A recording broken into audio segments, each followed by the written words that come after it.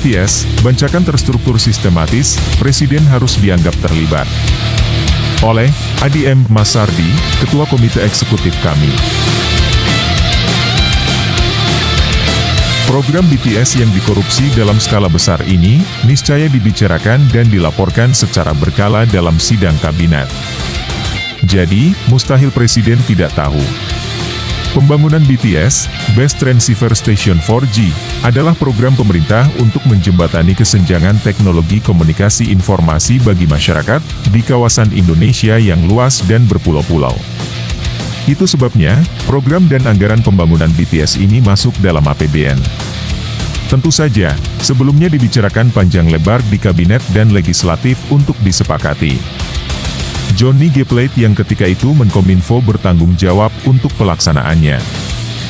Lazim dalam setiap pemerintahan, Menteri Pelaksana Program melaporkan hal ihwalnya, termasuk siapa saja pihak yang terlibat dalam pelaksanaan proyek BTS kepada Presiden, dalam sidang kabinet atau dalam kesempatan yang lain. Guna memantau setiap program pemerintah, Presiden punya banyak mata dan telinga, baik yang resmi seperti kantor staf kepresidenan, Badan Intelijen Negara, maupun yang tidak resmi, orang-orang Presiden di luar struktur atau kepolisian dan kejaksaan. Itu sebabnya jika ada penyimpangan di lapangan, Presiden bisa tahu lebih dulu, dan lekas ambil tindakan agar penyimpangan tidak menjadi terlalu jauh. Presiden pasti tahu. Melihat skandal korupsi BTS sudah jadi isu publik cukup lama. Sebelum akhirnya Johnny G. Plate dicokok Kejaksaan Agung, 17 Mei 2023, dan dinonaktifkan sebagai Menkominfo, maka wajar jika muncul pertanyaan, ngapain aja Presiden Joko Widodo selama ini?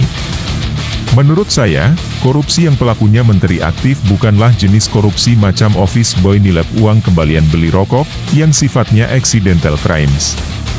Ini adalah korupsi brutal, sistematis, dan terstruktur, karena mata anggarannya dibahas eksekutif dan legislatif, pelaksanaannya dibicarakan di istana bersama Presiden RI dan jajaran anggota kabinetnya.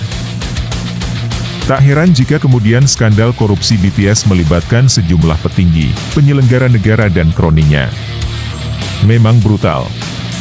Lebih brutal lagi, sekitar 8 triliun rupiah kerugian keuangan negara itu dicuri dari proyek yang sangat vital bagi masa depan anak-anak muda negeri ini. Mereka sudah merampok masa depan generasi muda kita. Mungkinkah Presiden Joko Widodo terlibat? Menurut saya, dalam konteks struktur budaya korupsi tingkat tinggi seperti BTS, yang melibatkan pejabat lintas kementerian dan berjalan cukup lama, maka Presiden patut dapat diduga terlibat.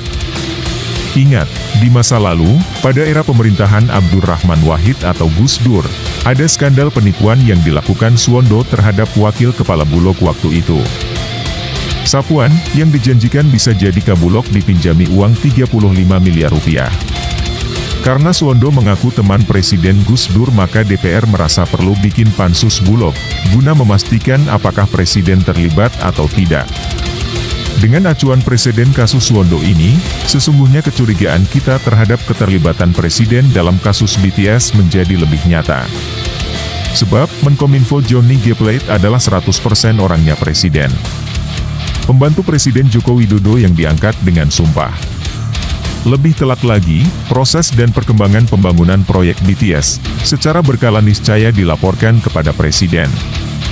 Maka wajib bagi aparat hukum, Kejaksaan Agung, meminta kesaksian Presiden Widodo, dan untuk itu tidak perlu repot-repot bikin pansus atau gelar hak angket.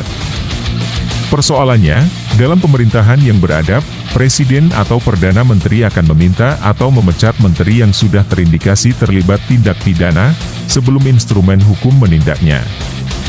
Bukankah pimpinan kabinet sudah tahu jauh-jauh hari? Jika pejabat setingkat menteri melakukan tindak pidana, korupsi, dan ditangkap saat masih aktif sebagai menteri, menurut logika etika kekuasaan, maka pemerintahan secara keseluruhan dianggap korup. Jika rezimnya dinyatakan korup, maka secara moral dan politik, pemerintahan sudah runtuh. Penyokong rezim korup tinggal satu kaki, hukum. Dalam kaitan ini, di Indonesia kita belum menemukan siapa paling punya otoritas hukum untuk mengeksekusi rezim yang korup. Anda tahu?